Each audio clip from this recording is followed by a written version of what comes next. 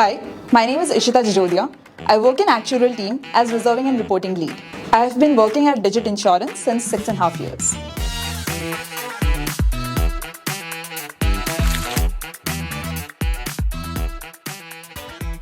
So I joined Digit as an actuarial intern, and that internship was for 6 months. However, I was converted or promoted as an actual full-time job employee within 4 months itself. So being in a very initial phase of my career, that was very special to me.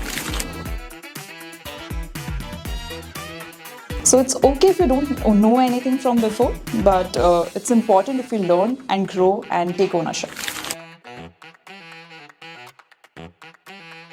Honestly, I feel blessed that I have a lot of exposure. I've worked here in motor, I've worked here in reserving and again reserving for all lines of business. It's not just stick to one particular line.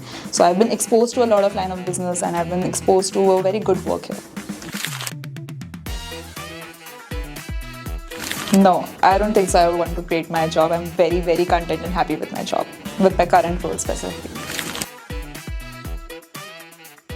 It should be Lage Raho Munna Bhai.